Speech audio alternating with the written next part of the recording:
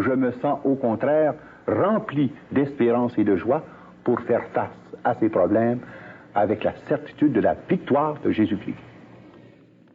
Chers amis, la semaine prochaine, nous aborderons la question des Illuminati aux États-Unis.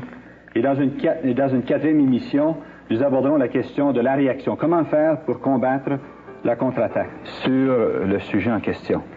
Oui, très brièvement, d'abord, il s'agit de se rendre compte d'une situation de fait.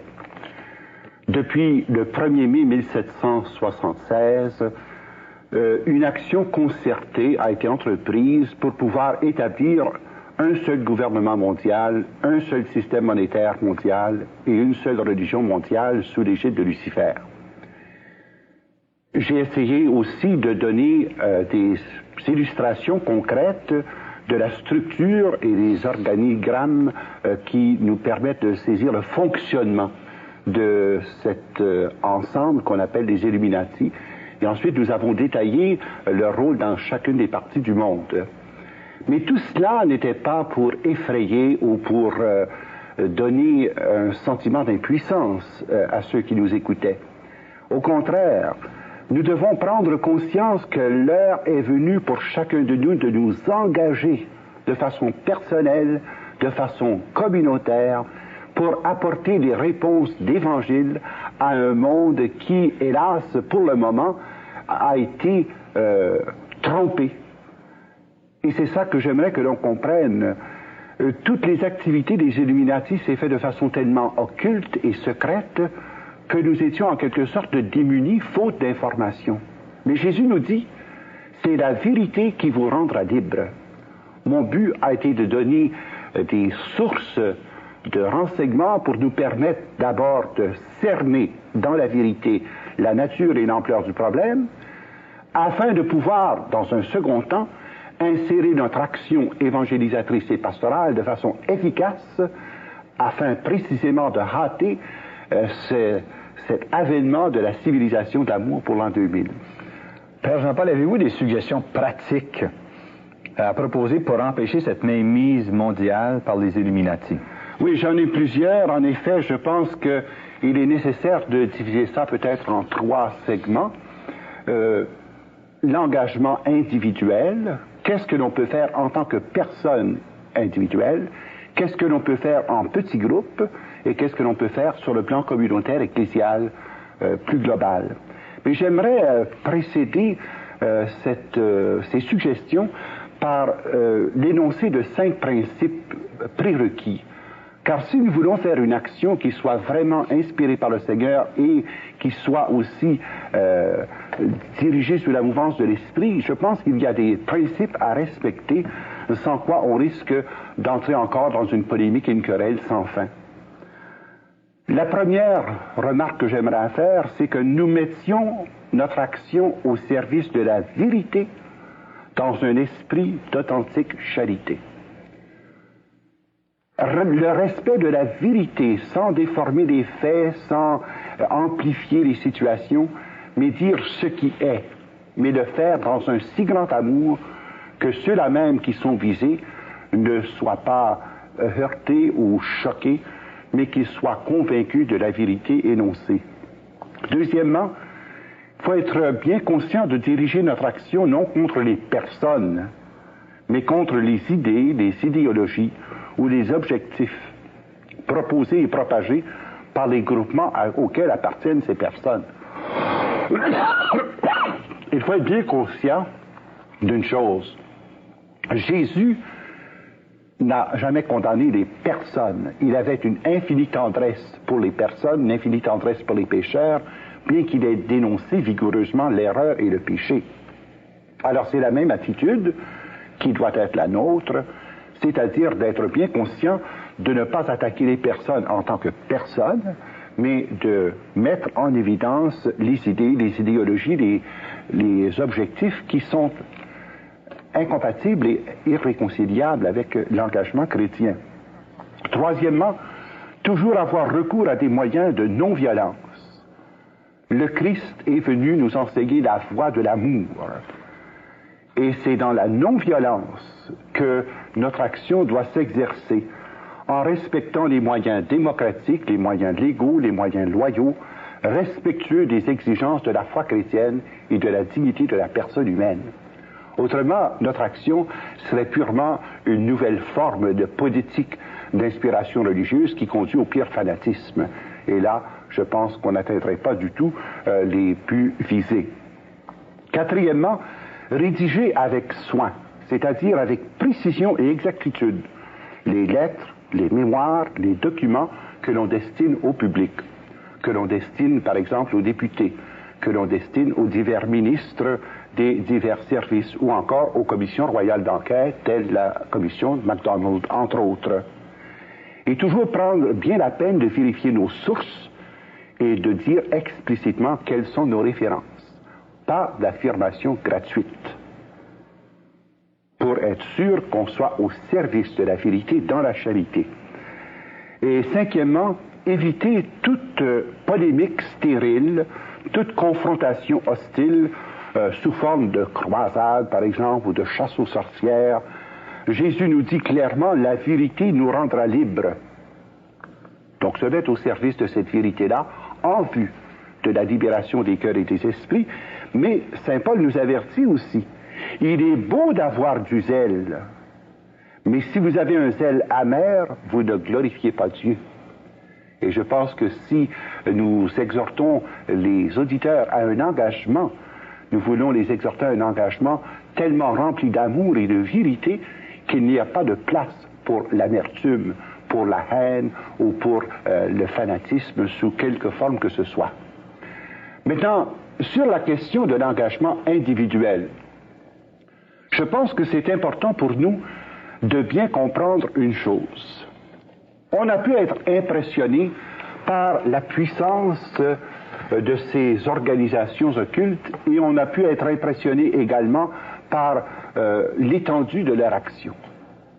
Mais n'oublions pas que nous sommes tous membres du corps du Christ. Nous sommes 750 millions de catholiques et près d'1 milliard de chrétiens. Si chacun individuellement assumait sa responsabilité chrétienne et un engagement sérieux selon son baptême et sa confirmation, bien là, à ce moment-là, ce serait très facile de pouvoir se désengager de cette espèce de machine énorme que l'on appelle d'ailleurs encore la bête. C'est le nom technique et officiellement reconnu pour cet immense organisme des Illuminati. Alors je pense que sur le plan individuel, disons, il y a des choses très faciles à faire. Qui ne peut pas écrire une lettre? Alors, écrire personnellement à votre député, soit fédéral, soit provincial, des lettres exposant clairement vos vues et spécifiant les moyens que vous préconisez pour résoudre les grands problèmes concernant, par exemple, l'inflation, le chômage, mais surtout cette législation morale qui est en train de tuer la nation par voie de génocide. Je pense à ces législations sur l'avortement, je pense à ces législations sur la limitation des naissances et par le contrôle aussi des organismes de santé dans plusieurs secteurs, qui pourra aller sous peu vers l'implantation du chiffre dans la peau des nouveau-nés.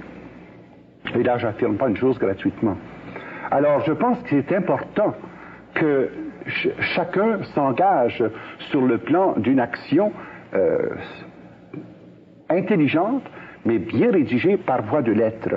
Deuxièmement, être personnellement engagé à fournir la documentation nécessaire dans les lectures que l'on fait, soit par exemple dans les journaux, dans les revues, pour pouvoir ensuite écrire aux ministres concernés, comme par exemple le ministre des Finances, le ministre de la Défense, le ministre des Affaires extérieures, afin que l'on puisse faire valoir dans la société démocratique où nous sommes la voix des chrétiens.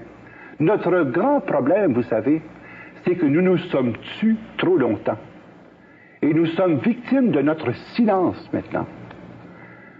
À cause du vide créé par notre indifférence et notre silence, eh bien, ceux qui préconisaient des voies autres avaient libre champ d'action pour pouvoir exprimer à cœur de jour et à cœur d'année leur point de vue.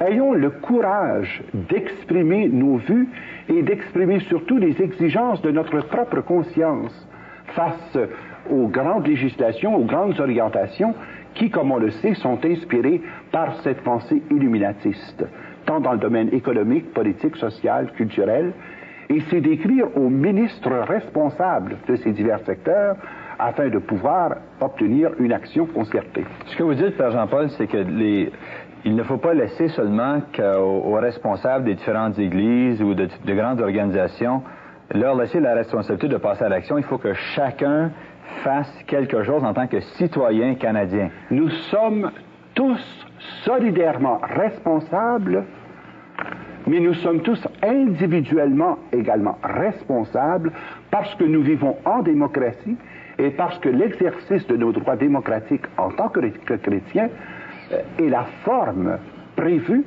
pour pouvoir agir sur les mécanismes même de notre société.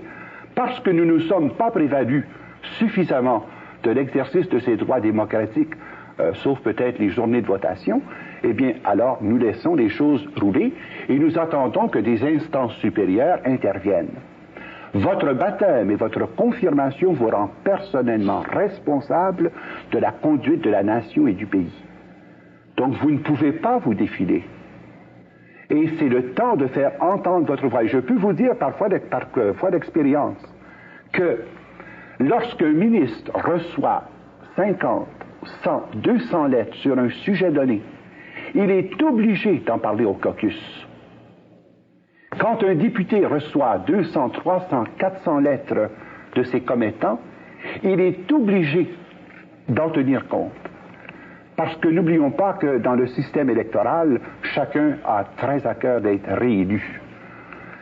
Mais nous, comme chrétiens, est-ce que nous faisons entendre notre voix de façon suffisamment claire pour dire si telle et telle législation est passée, législation qui est carrément en opposition avec notre conviction de foi, eh bien à ce moment-là, je regrette, je ne peux pas supporter votre position sur le plan électoral. C'est vrai pour les députés, mais c'est aussi vrai pour les ministres. Troisièmement, je pense notamment à une action qui vous concerne tous et chacun. Dans l'avenir économique du pays, d'ici 1986, il va y avoir un tel bouleversement de l'économie où on va passer du système monétaire actuel au système sans argent, au cashless society. Il est vital et important que vous puissiez vous libérer dans les plus brefs délais de toutes les dettes hypothécaires et de tous les fardeaux financiers, surtout à haut intérêt, parce que précisément, c'est par ce truchement-là que vous allez être happé forcément dans le système du 666. Alors si on ne prend pas la peine, et cela peut se faire entre parents, entre amis, entre chrétiens, se soutenir mutuellement pour pouvoir éliminer dans les plus brefs délais possibles les grosses dettes et surtout les dettes à haut intérêt, eh bien, inévitablement, nous allons être happés dans le système et broyés finalement par les dents de la bête. Alors, je pense que sur le plan individuel, voilà des lignes d'action qui sont urgentes et il n'y a personne qui peut dire « je n'ai pas le temps d'écrire une lettre » ou « j'ai pas assez d'argent pour affranchir un timbre-poste ». Ça, c'est sur le plan individuel. Maintenant, il y a une action possible en petit comité d'études, et ça, je pense que c'est urgent. Que les comités d'études puissent se former, soit par exemple sur le plan paroissial, sur le plan des quartiers, sur le plan des groupes de prière, que des comités d'études, 7, 8, 10, 12 personnes, s'assoient vraiment pour étudier la situation et faire le tour de la documentation que nous avons présentée dans le cadre de cette émission. Et si jamais vous désiriez avoir plus d'informations sur le plan bibliographique, nous serons heureux de vous faire parvenir à l'adresse qui paraîtra à l'écran les informations nécessaires pour enrichir votre documentation. Mais c'est étonnant tout ce qui peut être recueilli par 10, 12 personnes en chargeant une personne de découper les articles de journaux, une autre de faire le dépouillage des revues principales, un troisième qui peut faire peut-être le recensement des livres qu'on a déjà en sa possession, et ensuite une quatrième personne ressource qui est aux affûts de voir s'il n'y a pas des cassettes, s'il n'y a pas des vidéos cassettes qui sont en mesure d'enrichir la recherche du groupe. Et le deuxième point que je voudrais faire concernant cette étude de petits groupes, c'est l'étude des documents de l'Église. Vous savez, si nous en sommes rendus au point où nous sommes actuellement, c'est parce que la majorité des catholiques et des chrétiens se sont bouchés les oreilles depuis Léon XIII jusqu'à Jean-Paul II. On a voulu se faire une petite religion individualiste tranquille, sans tenir compte de la dimension de l'engagement chrétien social. Alors, il y a la doctrine sociale de Jésus-Christ qui est exprimée dans les grands documents de l'Église. Je pense pas seulement à Léon XIII, Rerum Novarum par exemple, mais je pense à Quadragesimo Anno, je pense à une lettre qui a été tout récemment écrite au cardinal Roy, qui s'appelle Octogesima Adveniens. Je pense encore à ce document d'une portée remarquable de Jean-Paul II, qui s'intitule Laborem Exercens. C'est par le travail que l'homme atteint et affirme sa dignité d'homme. Et alors, tous ces enseignements doivent être étudiés en petits groupes, parce que ces enseignements contiennent des réponses directes concernant la fausse doctrine et les fausses orientations de ceux qui dirigent les destinées du monde à la lumière de l'illuminatisme. Est-ce que les saints-pères ont alerté les fidèles à différents moments au sujet des Illuminati de la franc-maçonnerie? Depuis 1738, il est sorti au moins 200 documents dénonçant d'une part la montée de ces diverses formes, que ce soit la franc-maçonnerie ou l'illuminatisme, ou encore le faux mysticisme de l'Allemagne, là. Il y a des centaines de documents là-dessus, mais je pense notamment, par exemple, au document Pascendi de Saint-Pédis, qui justement fait la lumière sur cette question de l'influence du libéralisme économique, l'influence de la pensée capitaliste, et prévoyait déjà l'influence du communisme, parce que c'était déjà dans l'air au moment où il a écrit. Et il montrait comment il y avait une concertation entre ces diverses formes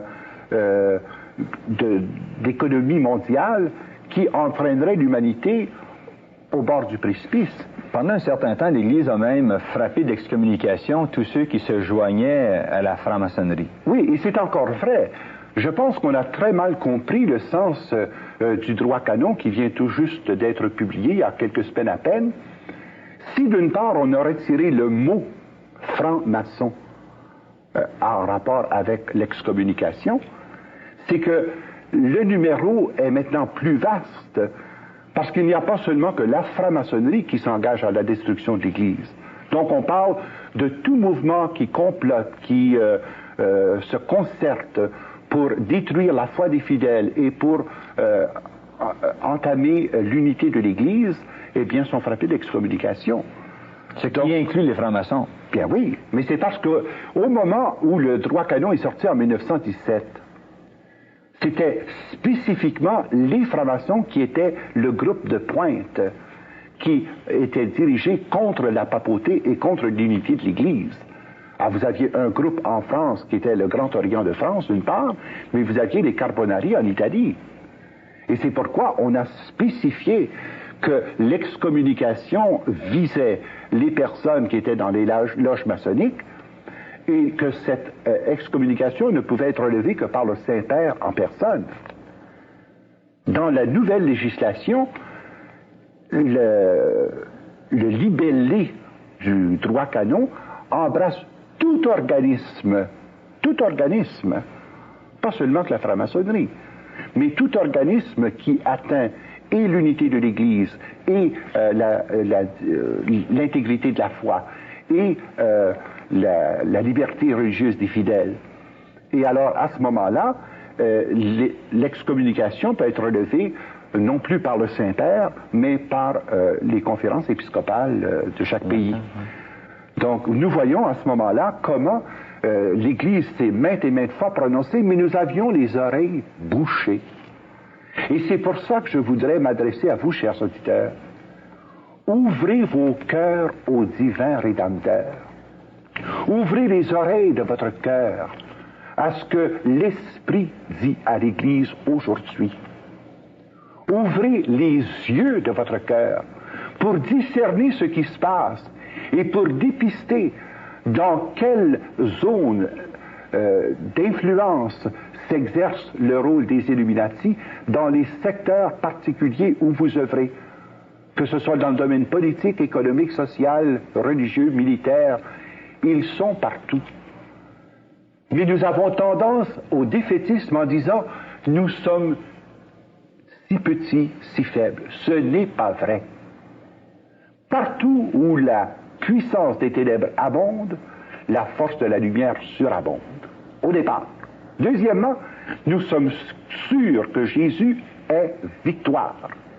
Il nous a obtenu la victoire par sa mort et par sa résurrection. Il a scellé cette victoire par sa croix. Alors nous n'avons absolument rien à craindre, au contraire. Mais nous avons à exercer notre action de façon concertée, sur le plan individuel, sur le plan des petits comités, et enfin sur le plan communautaire ecclésial. Et c'est là que je pense que des organismes comme les groupements Actes, ou les groupements du plein évangile, les hommes d'affaires du plein évangile, ou des groupements comme les Chevaliers de Colomb, les groupements comme l'Opus Dei. Alors, ces divers groupements, en tant que groupements, doivent faire entendre leur voix sur la place publique, doivent faire entendre leur voix, par exemple, au rassemblement de la Chambre du commerce, doivent faire entendre leur voix dans tous les secteurs des congrès, que ce soit les congrès d'hommes d'affaires, les congrès de professionnels, les congrès médicaux, les congrès pédagogiques. Nous devons faire entendre notre voix. Mais pour cela, il faut des documents bien préparés, bien documentés, qui servent la vérité dans la charité. Et personnellement, j'ai regroupé une quinzaine de spécialistes pour préparer un document majeur qui sera présenté à la Commission royale d'enquête MacDonald. Et comme il s'agit de porter un jugement diagnostique d'une part sur la structure de notre économie et sur les causes de la crise économique actuelle, eh bien là, nous sommes en mesure d'apporter vraiment de la lumière pour apporter notre contribution en tant que chrétiens à bâtir ensemble un Canada qui soit vraiment sous l'égide du Seigneur Jésus-Christ. N'oublions jamais une chose, c'est que le Canada a été placé par les pères de la Confédération sous le dominion de Jésus-Christ. Et c'est du psaume 71 qu'est tirée la devise du Canada. Que ton règne s'étende d'un océan à l'autre, à mare usquad mare. Et c'est le psaume 71 qui a été l'inspiration d'appeler le Canada non pas une république, non pas un royaume, mais un dominion. Parce que c'est le terme qui était utilisé dans la version biblique que les pères de la Confédération ont consulté. C'est le dominion de Jésus-Christ. Et je souhaite, et je termine là-dessus, je souhaite qu'ensemble, comme chrétiens, nous nous donnions les moyens d'action par la télévision, par la radio, par les journaux, par les publications de toutes sortes, que nous puissions vraiment apporter notre collaboration entière pour permettre que cette voix de l'Église se fasse entendre sur la place publique. La place de l'Évangile, ce n'est pas d'abord et avant tout dans le sanctuaire du temple, mais la place de l'Évangile, c'est sur la place du marché. Le jour de la Pentecôte, les apôtres sont descendus sur la place du marché pour proclamer la bonne nouvelle de la résurrection du Seigneur. Et c'est sur la place du marché que nous devons faire entendre notre voix et que nous devons faire aussi intervenir notre action concertée pour que, au nom du Christ, en Église, nous puissions apporter des solutions neuves, des créations qualitatives originales, des solutions inédites aux grands problèmes qui concernent et notre nation et notre pays. J'aimerais peut-être que nous terminions avec un mot de prière. Seigneur notre Dieu, nous venons devant toi proclamer ta royauté d'amour.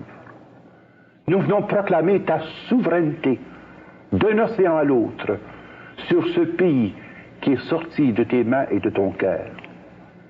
Ce pays a été bâti par les pionniers de la foi et arrosé du sang des martyrs.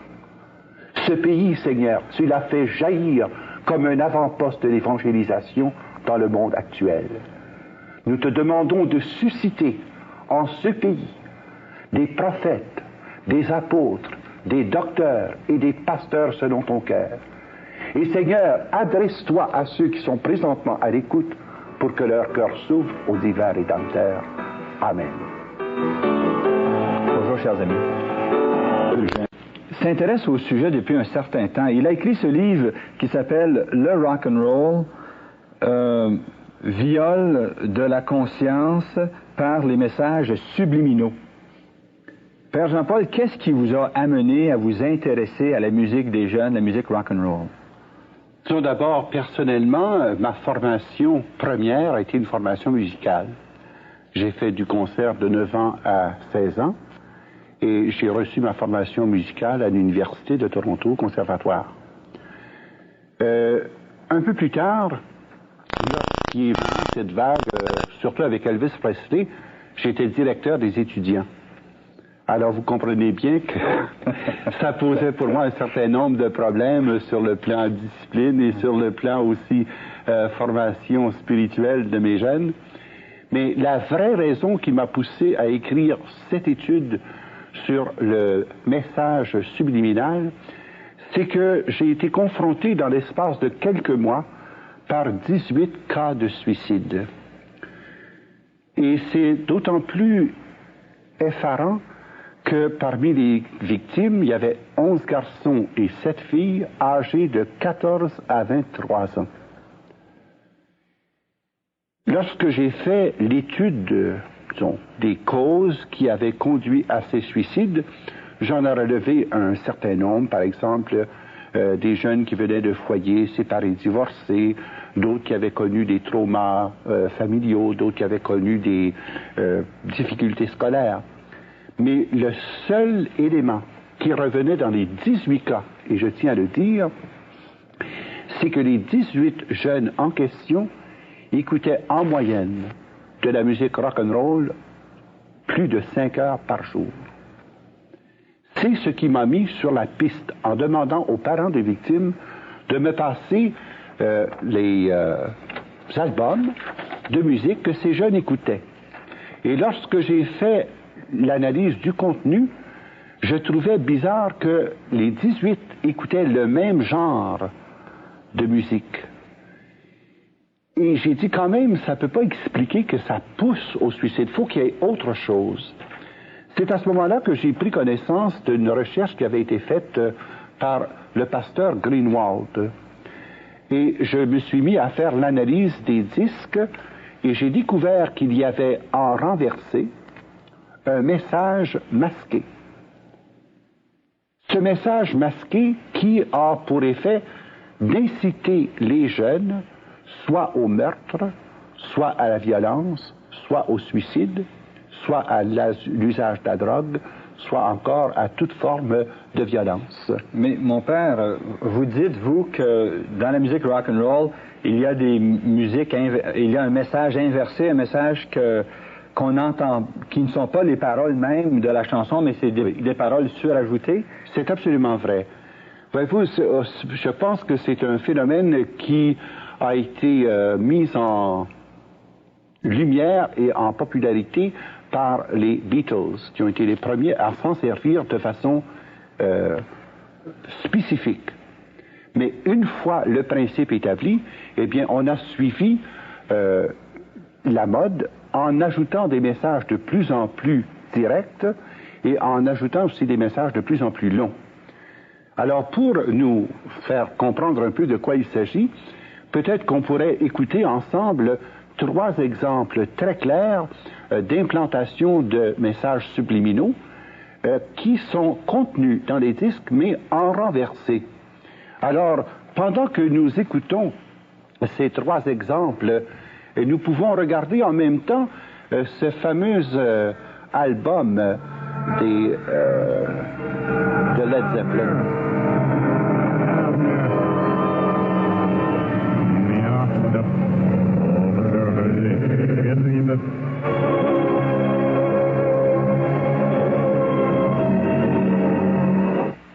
Maintenant que vous avez entendu la version normale, voici en renversé le message subliminal qu'il est très facile d'entendre.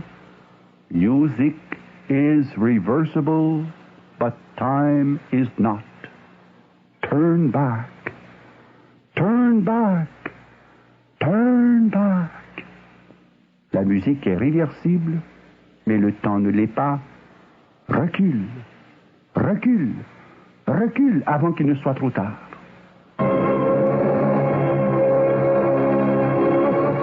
The music is reversible, but time.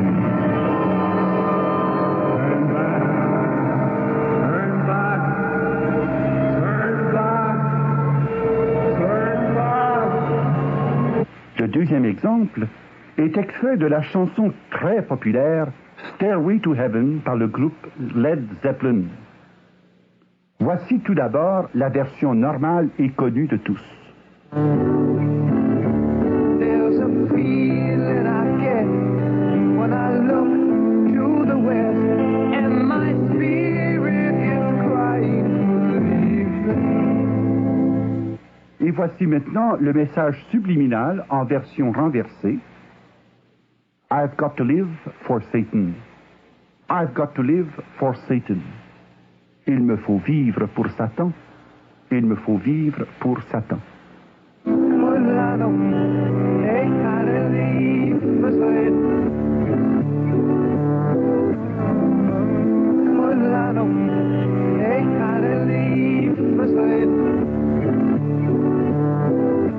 Pour conclure, j'utiliserai le chant des Beatles intitulé Revolution No. 9, car c'est à partir du moment précis de la parution de cette chanson que les messages subliminaux furent intégrés dans la production des disques rock and roll.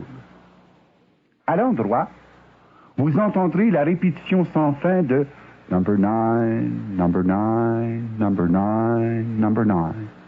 Number 9, Number 9, Number 9, Number 9, Number 9, Number 9, Number 9, Number 9, Number 9, Number 9, Number 9. Le message subliminal que vous entendrez en version renversée est le suivant. Turn me on, dead man. Turn me on, dead man.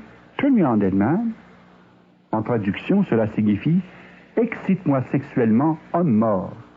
Et l'homme mort en question, c'est Jésus-Christ. Turn me on, dead man. Turn me on, dead man. Turn me on, dead man. Turn me on, dead man. Turn me on, dead man. Turn me on, dead man. Turn me on, dead man. Turn me on, dead man. Turn me on, dead man. Turn me on, dead man.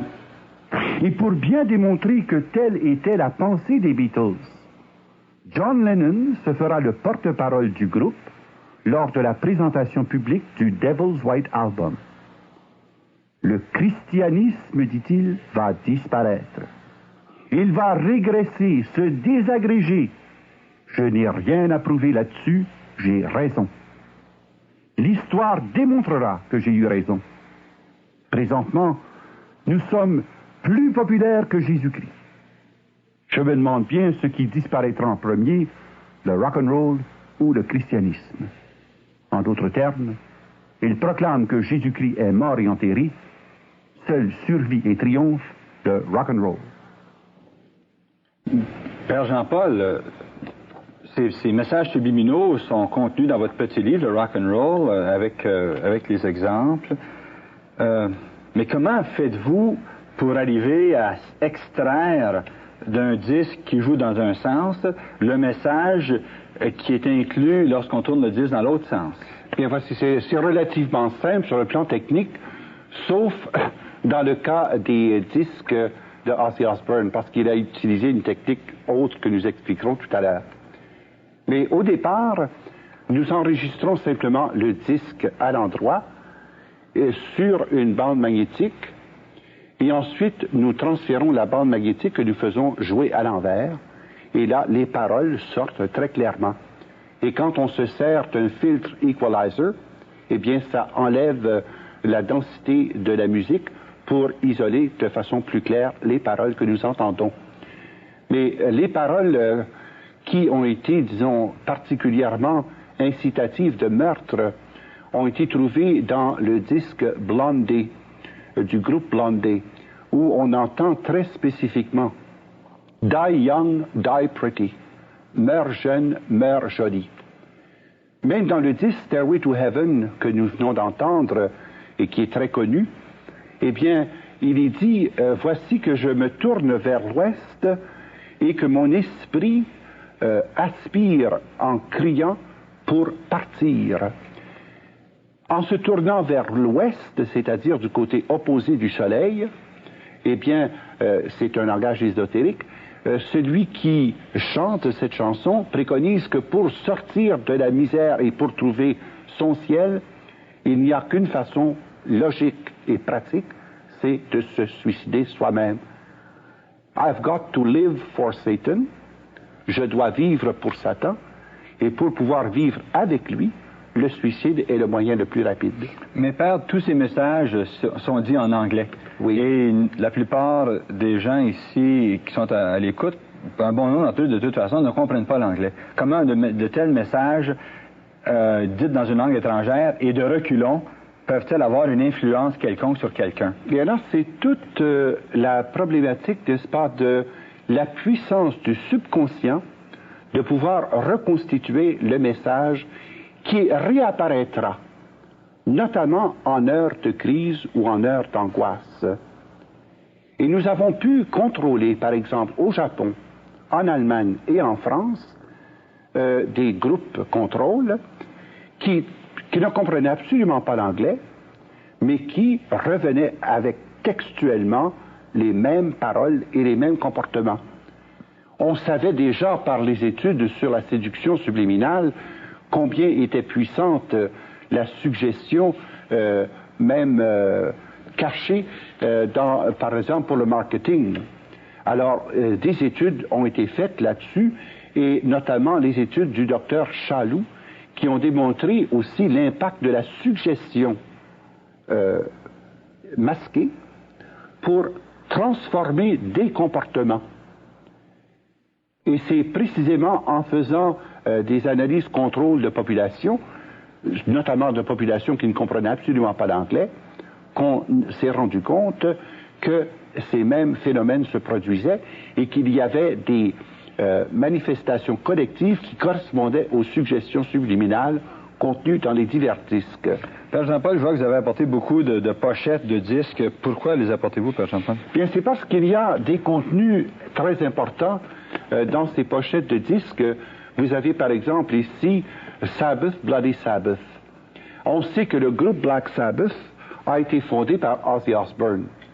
Mais ce disque, précisément, vient nous parler du sacrifice humain dans le cadre du culte à Satan. Ici, vous avez le S satanique, le S éclair, nous montre le dieu du rock'n'roll, c'est le dieu Thor. Ce dieu qui est l'objet du culte des prêtres druides. Ici, vous avez un exemple très clair de profanation, où on a pris le Saint-Suaire de Turin comme modèle, et le groupe Black Sabbath voulait demander, exhorter les jeunes à la violence de masse, et ils ont exposé devant leurs yeux, non pas le Saint-Suaire de Turin, mais la similitude de ce Saint-Suaire dans le visage de Satan. Ici, vous avez la perversion des anges qui s'ennuient tellement au ciel que pour trouver un peu de calme et de sérénité, qu'ils doivent apprendre en enfer à fumer leur pot et puis à jouer au gambling. Ici, vous avez la fameuse maison de Aleister Crowley. Cette maison joue un rôle très important dans l'histoire du rock'n'roll, surtout depuis les Beatles. Cette maison a été achetée par Jimmy Page et c'est dans cette maison que plusieurs groupes se sont formellement consacrés à Satan, notamment le groupe The Who, les groupes Black Sabbath, les groupes de Ozzy Osbourne, et c'est dans cette maison que Jimi Hendrix a connu la mort. Père Jean-Paul, parlez-nous donc d'Ozzy Osbourne. Bien, le cas d'Ozzy Osbourne est un peu différent de celui que nous avons mentionné jusqu'à date, parce qu'il a utilisé des méthodes tout à fait nouvelles et hautement spécialisées pour introduire dans son disque non pas simplement une phrase ou 3-4 phrases en message inversé, mais où il y a un poème complet qui est très terrible au point de vue contenu, puisque dans le premier chant « Believer », en message renversé, concerne une relation homosexuelle avec Satan. Dans la deuxième chanson qui est contenue dans cet album, le Diary of a Madman, qui est l'œuvre de Ozzy Osbourne après qu'il se soit séparé du Black Sabbath, eh bien, c'est un message renversé de plusieurs paragraphes et qui concerne une action où Satan donne des instructions à un groupe d'homosexuels de pouvoir faire des relations anales avec le poing. Alors imaginez-vous l'énormité de ce message qui a été implanté par voie électronique et implanté avec la nouvelle technique digitale. C'est pour ça que ça crée tout à fait une autre situation que celle que nous avons connue jusqu'à présent. Ça veut dire ceci, que lorsque, en direct, les autres groupes chantaient sur le théâtre, le message subliminal ne passait pas. Tandis que dans la chanson et la technique d'Ozzy Osbourne, la chanson est conçue à partir du message subliminal et ensuite reproduite pour le texte que nous entendons. Alors peut-être que nous pouvons écouter déjà 2 exemples absolument flagrants de cette production de Ozzy Osbourne qui est contenu dans l'album Diary of a Madman. Le premier, c'est Believer, et pendant que nous écoutons la musique, vous pourrez lire à l'écran les paroles, qui sont les paroles du message subliminal obtenu en message renversé.